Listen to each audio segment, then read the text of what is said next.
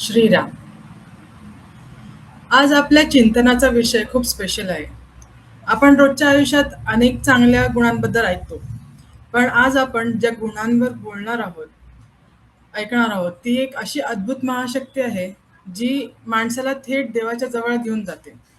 ते गुण म्हणजे क्षमा, फॉरगिव्हनेस.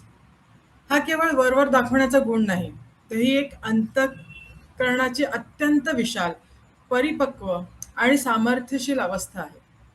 It is not an weakness, it is the ultimate mental strength. हेच समजावून सांगताना भगवान श्रीकृष्ण गीतेत 16व्या अध्यायात देवी गुणसंपदा स्पष्ट करताना म्हणतात, तेजः क्षमा धृती शौचम अद्रोहो नातिमानिता भवन्ति संपदं दैवीम अभिजातस्य भारतः. भगवंत म्हणतात, जेव्हा एखादा साधक रोजच्या साधनेने स्वतःला अंतर्बाह्य शुद्ध करतो, तेव्हा त्याच्या मनात एक अफाट मानसिक बळ निर्माण होते. जीवन अत्यंत कठीण, प्रतिकूल प्रसंग आले, वादळे आली, तरी त्याचे मन मूळ आत्मस्वरूपापासून अस्थिर होत नाही. अशी व्यक्ती बाहेरून अतिशय शांत दिसली, तरी आंतरिकदृष्ट्या प्रचंड तेजस्वी असते. They have the rock solid emotional stability. कठीण प्रसंगात ती कधीही डगमगत नाही आणि प्रत्येक गोष्टीला धैर्याने सामोरे जाते. अशा प्रगत साधकाच्या मनातील मी आणि दुसरा हा भेद पूर्णपणे संपून जातो, नाहीसा होतो. The dual nature completely disappears. किंवा स्वतः कोणी श्रेष्ठ आहोत किंवा स्वतःच्या कर्तृत्वाचा अहंकार तिथे काहीच शिल्लक उरत नाही. अशा सात्विक आणि शांत स्थितीतूनच खऱ्या सात्विक क्षमेचा जन्म होतो. या स्थितीत साधकाला समोरच्या व्यक्तीचे काही अपराध किंवा त्याच्यात काही अवगुण ते तर दिसत नाहीच, पण तो लहान असून केवळ त्याचे अज्ञान आहे हे समजून घेऊन आणि मग त्याला त्याच्या अज्ञानात किंवा आंतरिक समोरच्या व्यक्तीच्या रागाऐवजी त्याचा करुणा किंवा प्रेम निर्माण होते आणि या स्थितीला क्षमा असं म्हणतात.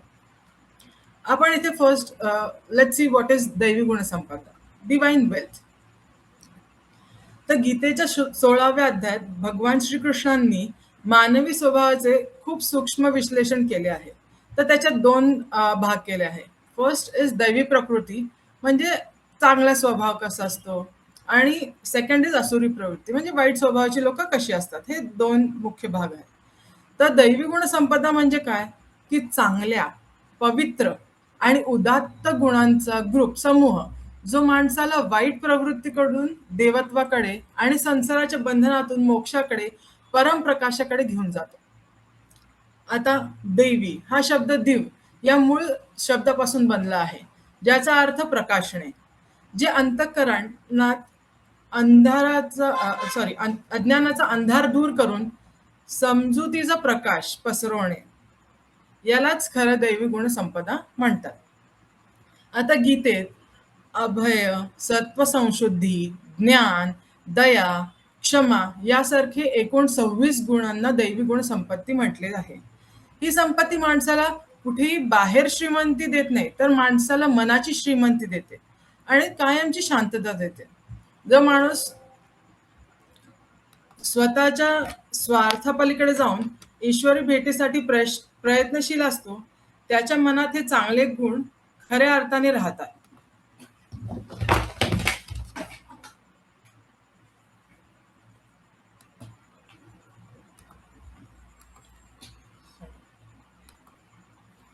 आता आपण हे दैवी संपत्ती किंवा हे गुण कोणामध्ये बघतो, तर हे गुण संतांच्या किंवा महापुरुषांच्या जीवनात मूळ स्वभावात असतात. म्हणजे कसं नॅचरली दिसतात. त्यांना काय असं प्रयत्न नाही करावा लागत, की हा मी मोठा आहे किंवा मी एकदम वेगळा आहे. नाही, हे नॅचरली त्यांच्यात असतात. जसे आपले मोठे स्वामी, स्वामी माधवनाथ, स्वामी माधवानंद, स्वामी मकरंदनाथ, स्वामी विवेकानंद, स्वामी स्वरूपानंद, ब्रह्मचैतन्य गोंदलेकर महाराज, माऊली ज्ञानेश्वर महाराज, असे अनेक संत, महान संत आहेत. त्यांच्यात हे गुण बाह्य प्रयत्नांशिवाय अगदी सहजतेने दिसून येतात. त्यांना काही असं कष्ट करावे लागत नाही, की दाखवायला, की मी कोणीतरी आहे, मी कोणाला तरी क्षमा करतोय किंवा मी मोठा आहे, असं दाखवावं लागत नाही. That is natural. याचबद्दल ज्ञानेश्वर माऊलींनी पृथ्वीचे एक सुंदर उदाहरण दिले आहे. पृथ्वी पैल थडीचा लोका, निवारा देवोनी एका, तळी खणतया विदुखा, न खळेची जेवी. पृथ्वी ज्याप्रमाणे स्वतःच्या पाठीवर सर्वांना जागा देते आणि जो माणूस तिच्यात खड्डे खोदतो आहे, तिला इजा पोहोचवतो आहे, त्याला सुद्धा त्याच्या पाठीवरून उतरू देत नाही. अगदी तसेच क्षमाशील माणसे असतात. खऱ्या संतांचे वैशिष्ट्य काय असते? तर ते कधी खोटा आळ आणत नाही आणि त्यांच्यात असा अहंकार नसतो, की हां, मी याला क्षमा केली, तर मी केलं असं काही नसतं.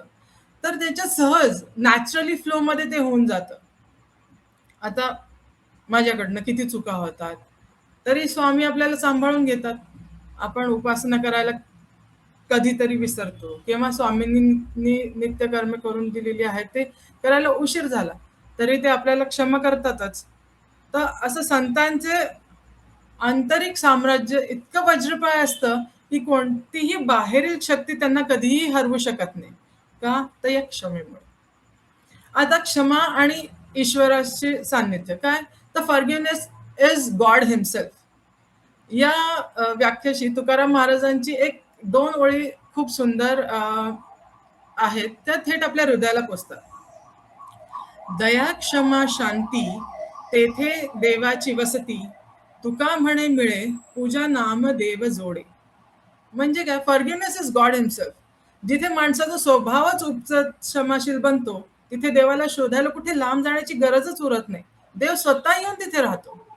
आपल्या रोजच्या व्यवहारात जेव्हा कोणी आपल्याला जाणून बुजून त्रास देतं, अपमान करतं, तेव्हा बहुतांश वेळी आपल्याला खूप राग येतो. जसं आपल्या ऑफिसमध्ये कलीग्स असतात. कोणीतरी मागून बोलतं आपल्याविषयी, काहीतरी वाईट बोलतं. अरे यार!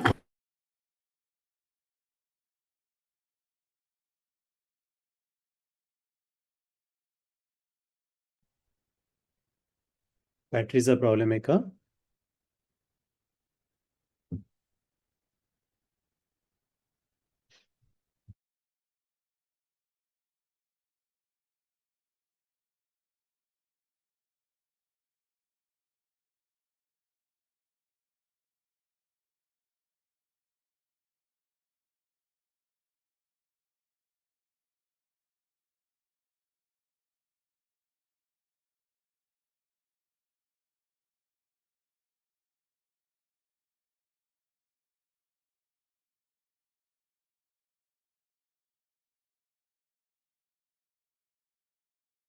पण 2 मिनिटासाठी थांबूयात.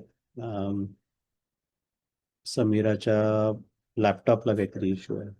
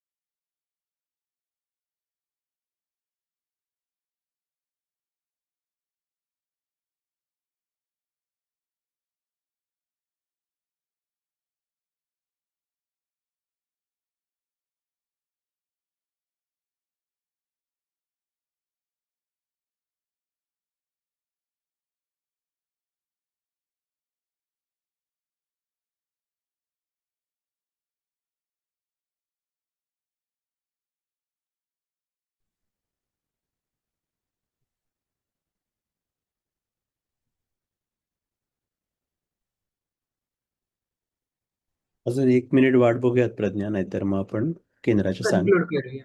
हो, हं? हो.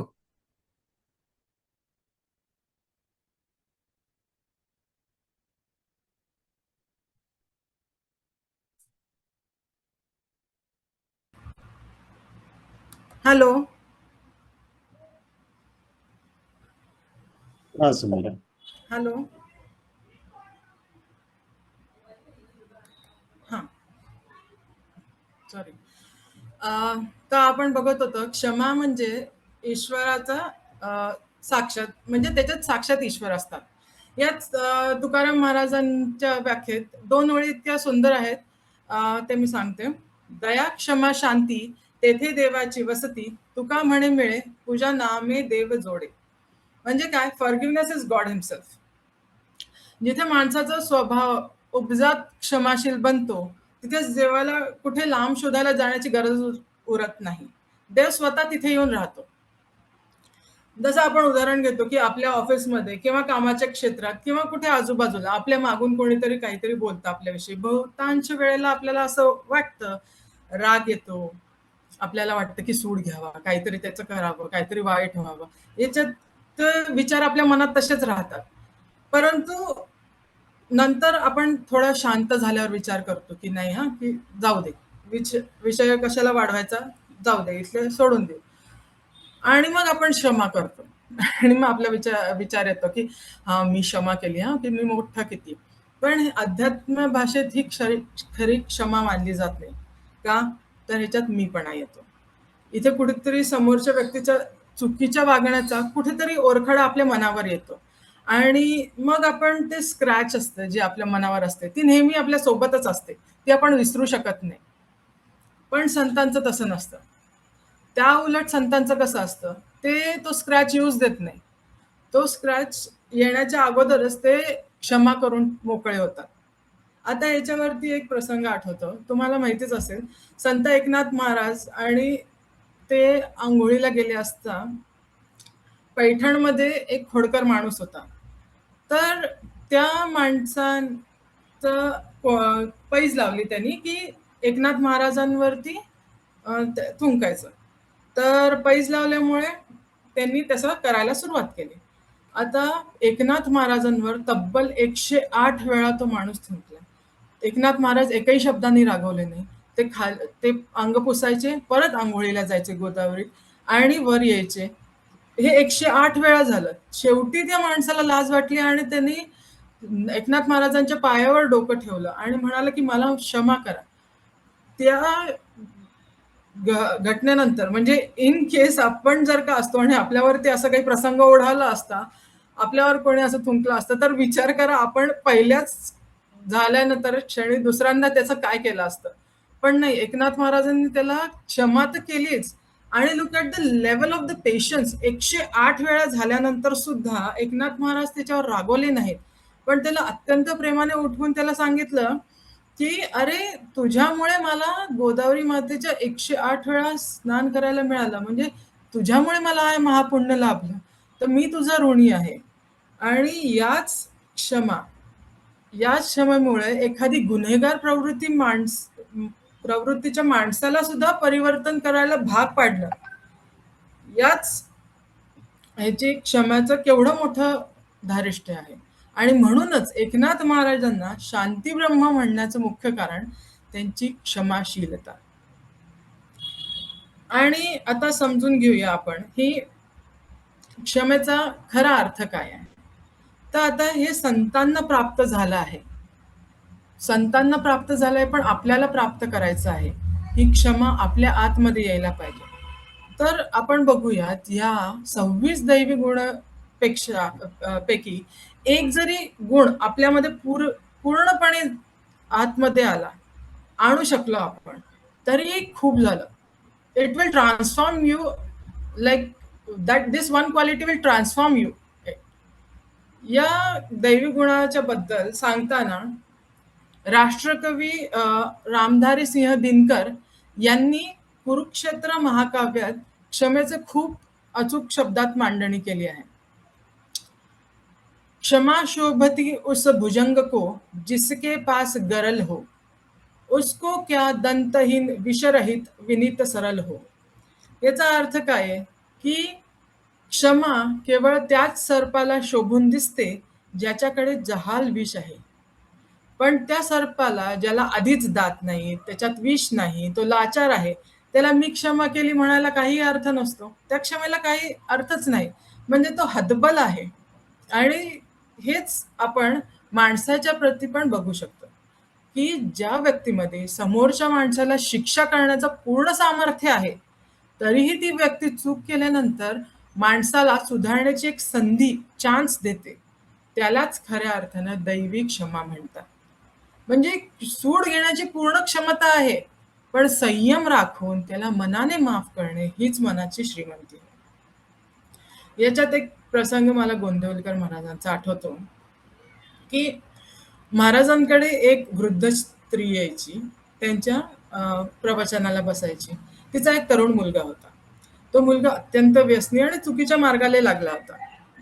एक दिवस काय झालं, की महाराजांनी त्याच्या आईला सांगितलं, की "मी संकल्प केलेला आहे, तुझा मुलगा आता रोज या कीर्तनात येईल."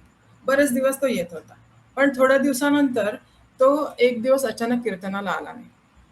महाराज त्याच्या शोधात गेले, की कुठे आहे तो? तर नदीकाठी तो तरुण एक अमंगल अवस्थेत पडलेला सापडला. त्याची दयनीय अवस्था पाहून महाराजांना खूप म्हणजे रागाऐवजी दयाच आली. तर महाराजांनी त्याला अत्यंत प्रेमाने त्यांची कफनी काढली आणि त्यांच्या अंगावर घातली आणि शांतपणे तिथून निघून गेले. दुसऱ्या दिवशी सकाळी तो तरुण मुलगा उठला आणि बघितलं तर महाराजांची पवित्र कफनी स्वतःच्या अंगावर. ते बघून त्याला इतका तीव्र पश्चाताप झाला आणि अत्यंत लज्जित झाला तो. तो तात्काळ नदीत स्नान करायला गेला आणि महाराजांसमोर जाऊन हात जोडून उभा राहिला. म्हणाला, "महाराज, मला क्षमा करा." महाराज त्याच्यावर अजिबात रागवले नाही. अत्यंत वात्सल्यतेने त्याला नामस्मरण कर आणि 12 वर्षे जाऊन एका ठिकाणी तप कर, असा त्याला आदेश दिला. महाराजांच्या या क्षमेमुळे त्या व्यसनी मुलाचे पूर्ण जीवन बदलले. असंच गोंदवलेकर महाराजांच्या मठातला अजून एक प्रसंग आठवतो. तो म्हणजे एकदा त्यांच्या मठात एका बाईने देवाची मूर्ती चोरली. छोटी बाळकृष्णाची मूर्ती होती, ती चोरली. 1-2 दिवसानंतर त्या बाईच्या गावावरनं पत्र आलं, की तिचा मुलगा खूप आजारी आहे. आता ते बाळकृष्ण चोरून तिने मठाच्या एका कोपऱ्यात ठेवून दिला होता. महाराजांना ते कळले, पण तरी म्हणजे महाराज त्या बाईला गेले आणि म्हणाले, की "उद्या गावाला जाणं खूप गरजेचं आहे, जरुरी आहे." पहाटे महाराज बैठकीच्या खोली स्वच्छ करून कुलूप लावून ठेवण्यास असं त्यांनी सांगितलं त्यांच्या तिथे. बाईंची जाण्याची वेळ आली. आता तिने ते ठेवलं होतं तिच्या खोलीत आणि कुलूप पाहून तिची हिरमोड झाली. कारण आता मूर्ती बाहेर काढणं शक्य नव्हतं. महाराज स्वतः त्या बाईंना बैलगाडीपर्यंत पोहोचवायला गेले व तिथे कोणीही नसताना हळूच त्या बाईला म्हणाले, की "देवाची मूर्ती झाली, तरी ती चोरीच झाली ना. आता झाले ते झाले. मी ही गोष्ट कोणाला सांगणार नाही. पण पुन्हा असे घडू नये तुझ्या हातून. अशी खबरदारी घ्यावी." How beautifully Maharaj protected her identity. बाईंनी महाराजांना मनापासून क्षमा मागितली. ती गेल्यावरती महाराजांनी खोली स्वच्छ करायला सांगितली आणि वरती तिथे गुंडाळलेली मूर्ती त्यांना सापडली. त्यांनी असं कोणालाही कळू न देता, की त्या बाईंनी ती चोरलेली आहे, न कळू देता त्यांनी सांगितले, की कोणाच्या हातून तरी चुकीने डाव्या हाताने तिथे ठेवली गेली असेल. कोणाचा हा उद्देश नसावा, की ते चोरण्याचा. हा प्रसंग आपल्याला शिकवतो, की जेव्हा माणूस चुकीच्या वाटेवर जातो, तरी सुद्धा स्वामी किंवा संत हे क्षमाशील असतात आणि त्यांचं जीवन परिवर्तन करून देण्यासाठी त्यांची ही क्षमा हा गुण सगळ्यात मोठा ठरतो. अजून एक प्रसंग गोंदवलेकर महाराजांच्या बाबतीत ऐकायला मिळतो, की एकदा महाराज ओढ्यावरती स्नान करायला गेले होते. त्यावेळी 2 शिपाई म्हणजे 2 शिपाई पुढे, मध्ये 2 चोर आणि मागे 2 शिपाई असे कोर्टात चालले होते. तर त्यातले एक जो शिपाई होता तो महाराजांचा अनुग्रहित होता. तर तो शिपाई त्याच्या वरच्या पोलीस फौजदारांकडे गेला आणि म्हणाला की मला महाराजांचं दर्शन घ्यायचं आहे. तर तो दर्शनासाठी आला. तर महाराज म्हणाले की आता दुपारची वेळ आहे. रामाची पूजा झाल्यानंतर प्रसाद घेऊन मग तुम्ही जा. तर तो शिपाई गेला परत फौजदारांकडे, त्याला विचारलं की करता येईल का? तर त्यांनी हो म्हटलं. तर असे ते चोर, फौजदार, शिपाई हे सगळे पोटभर जेवले आणि निघायच्या वेळेला ते आरोपी महाराजांच्या पायी पडले. तेव्हा महाराज म्हणाले, "या खेपेस जर रामायण गया केली, तर आपण चोरी कायमची सोडणार का?" तर चोरांनी ती कबुली दिली, "हो महाराज, आम्ही चोरी सोडू." पुढे खटला झाला त्यांच्यावरती, पण काही त्यांच्यावरती संशय मिळाला नाही म्हणून ते दोघे सुटले. तडक ते दोघे येऊन महाराजांच्या पायावर आले आणि मग रामाच्या पायावर हात ठेवून म्हणले, की परत कधीच चोरी करणार नाही, अशी शपथ घेतली. महाराजांनी त्यांना नाम दिले आणि व्यवसाय करण्यासाठी प्रत्येकी ₹100 दिले आणि त्यांना त्यांच्या जीवनासाठी चांगले वळण लावले. आता याच्यावरून आपल्याला काय दिसून येतं, की क्षमा करताना महाराजांनी त्यांचं चांगली वृत्ती आहे, हे शोधून घेऊन मग क्षमा केली. समर्थ रामदास स्वामी आपल्याला मनाच्या श्लोकात एक उत्तम कानमंत्र देतात. मना श्रेष्ठ धारिष्ट जीवी धरावे, मना बोलणे नीच शोषित जावे, स्वये सर्वदा नम्र वाचे वदावे, मना सर्व लोकांची रेणी व्हावे. समर्थ म्हणतात की मनामध्ये मोठे धैर्य ठेवावे आणि इतरांचे कठोर शब्द सहन करावे. स्वतः नेहमी नम्र बोलावे आणि आपल्या वाणीने सर्व लोकांना शांत करावे. हेच खऱ्या क्षमेचे अर्थ आहे. That is, the true forgiveness protects the dignity of the people. समोरच्याची चूक पोटात घालून ठेवून त्याला सुधारण्याची संधी देणे हीच खरी संतांची क्षमा असते. पण एक त्याला अजून पैलू पण आहे, की संतांचे जीवन फक्त मऊ असते का? नाही. गरज पडेल तेव्हा समाजाच्या कल्याणासाठी कडक पावलेही संतच उचलतात. वाईट वागणे रोखण्यासाठी आणि अधर्माला वेसण घालण्यासाठी संतांना कधी-कधी क्षमा बाजूला सारून शिक्षेचा वापर करावाच लागतो. Punishment is necessary. याचं एक उदाहरण गोंदवलेकर महाराजांच्याच प्रसंगातून मी तुम्हाला देते. एकदा एक माणूस लोकांसमोर अध्यात्मावर मोठी प्रवचने देऊ लागला. पण त्याचे स्वतःचे वागणे आतून चांगले नव्हते. एक दिवस तो ढोंगीपणा करत स्त्री शिष्यांना घेऊन महाराजांच्या मठात आला आणि गर्वाने म्हणाला, की मी समर्थ रामदास स्वामींचा संप्रदाय पुढे नेत आहे. याचे हे उत्तर ऐकून महाराजांनी त्याला थेट सुनावले. त्याच्या कानशिलात लावली आणि हे सगळे ढोंग आत्ताच्या आत्ता बंद कर, अशी कडक शब्दात ताकीद दिली. मूर्ख माणसावर खोट्या शांततेपेक्षा एखादी ज्ञानी माणसांची वेळेवर रागवणे हे कधीही जास्त चांगले आणि फायद्याचे असते. क्षमा म्हणजे नुसतं चांगुलपणा असं नाही, पण क्षमा कोणी तुमच्यावर अन्याय करत असेल आणि तुम्ही हताश होऊन ते गप्पपणे सहन करावे असे मुळीच नाही. जर तुमच्यावर अन्याय होत असेल, तर तुम्ही त्याचा विरोध न करता शांत बसला, तर ती क्षमा नसून तुमची भ्याड वृत्ती आहे. तुमचा कमकुवतपणा आहे. म्हणूनच क्षमा ही नेहमी व्यक्ती आणि परिस्थितीनुसार ठरते. जसं भगवान श्रीकृष्णांनी शिशुपालाच्या 100 चुका माफ केल्या आणि आपण हातबल होऊन केलेली तडजोड, ऑफिसमधली कटकट, यात जमीन आसमानाचा फरक आहे. जेव्हा इंग्रज भारतावर चाल करून आले होते, इथल्या आया बहिणींवरती अन्याय करत होते, सगळ्यांवरती अन्याय करत होते. अशा वेळी मी अहिंसावादी आहे म्हणून मी सगळ्यांना क्षमा करतो, हे म्हणणे निव्वळ पळपुटीपणाचंच ठरलेलं असतं. त्या ठिकाणी क्षमा नाही. त्या ठिकाणी उठून आपल्या अन्यायाविरुद्ध उभे राहणे हेच योग्य होते. ह्याचाच आता क्षमेचं सर्वोच्च म्हणता येईल आपल्याला उदाहरण, ते म्हणजे कोण? तर आपले शिवराय. महाप्रतापी बहलोल खानला युद्धात त्यांनी पूर्णपणे नमवले. त्याच्याविरुद्ध युद्ध करून त्याला हरवलं. पण बहलोल खाननी त्यांना क्षमा मागितली आणि जीवनदान मागितले. तर महाराजांनी बघितले की त्याचं अंतःकरण चांगलं आहे. महाराजांनी त्याला जीवनदान दिले आणि सन्मानाने सोडून दिले. महाराजांनी केली ती क्षमा. कारण ही क्षमा शिवरायांसारख्या महाप्रतापी राजालाच शोभते. कारण त्यांनी आधी आपले शौर्य दाखवले, शत्रूला हरवले आणि म्हणूनच क्षमा वीरस्य भूषणम असे म्हटले गेले आहे.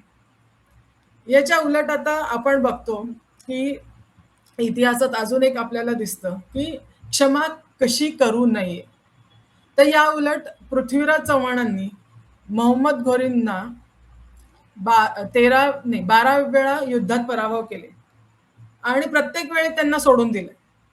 13व्या वेळी मोहम्मद घोरींनी पृथ्वीराज चव्हाणांना अ, त्याच्या कप्तानी मारून टाकले.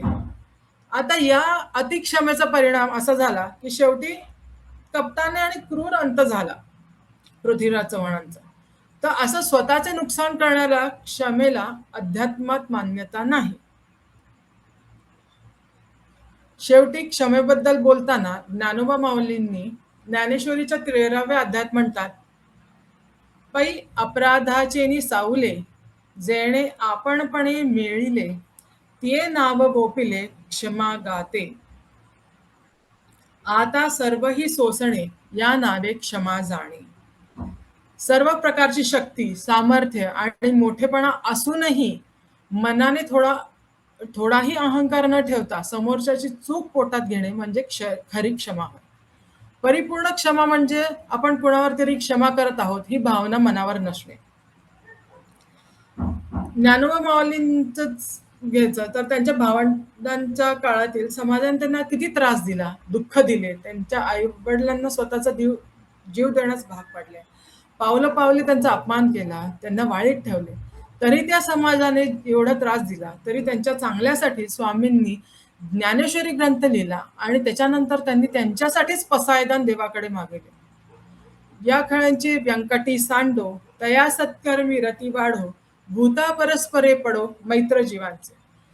ज्यांनी आपल्याला त्रास दिलाय त्यांच्या मनात चांगली बुद्धी मिळवा अशा प्रार्थना माऊलींनी केली आणि जगाला एक नवा मंत्र दिला, ते म्हणजे हे विश्वाचे माझे घर. अध्यात्मात माऊलींनी क्षमेचे जे अंतिम रहस्य उलगडले आहे त्यात साधकाला 2 टप्पे समजून घ्यावे लागतात, सक्रोश क्षमा आणि अनाक्रोश क्षमा. सक्रोश क्षमा म्हणजे जेव्हा एखादा माणूस स्वतःला मोठा समजून माफ करतो आणि मनात मी किती सहन करतोय, मी किती मोठा आहे, मी कशी क्षमा केली असा हिशोब ठेवतो, तेव्हा त्याला सक्रोश क्षमा म्हणतात. आणि अनाक्रोश क्षमा याच्या पलीकडची, जेव्हा माणूस समोरच्याला माफ करतो पण मी क्षमा केलीये याचे साधे स्मरणही त्याला किंवा त्याचे भानही उरत नाही, त्याला अनाक्रोश क्षमा असं म्हणतात. आणि हीच साधकाची अत्यंत प्रगत आणि सर्वोच्च पातळीवरची गोष्ट आहे. साधकाचा प्रवास व्यावहारिक क्षमेवर थांबत नाही, त्याला साक्रोश क्षमेकडून अनाक्रोश क्षमेकडे जावे लागते. हा स्वाध्याय आपल्याला हेच शिकवतो की क्षमा म्हणजे अन्यायापुढे मान झुकवणे नाही, तर अन्यायाचा प्रतिकार करण्याचे सामर्थ्य अंगी असूनही जेव्हा आपण समोरच्या अज्ञानाकडे पाहून त्याला मुक्त करतो तेव्हा आपण एक उच्च पातळीवर पोहोचतो. ज्या क्षणी साधकाच्या मनातून हा माझा शत्रू, हा माझा मित्र हा भेद संपून जातो, केवळ विश्वप्रेम एवढंच राहतं, त्याला आपण क्षमा म्हणतो.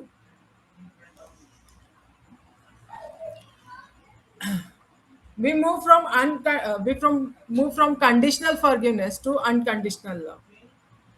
यालाच आपण विश्वप्रेम आणि क्षमा असं म्हणतो. स्वामींना आता एकच प्रार्थना आहे, आमच्या जीवनातही अशीच अनाक्रोश आणि सहज क्षमा अवतरू दे. आमचे मन विशाल होऊ दे. आमच्या हातून स्वतःचे आणि जगाचे कल्याण घडावे. हरिओम तत्सत.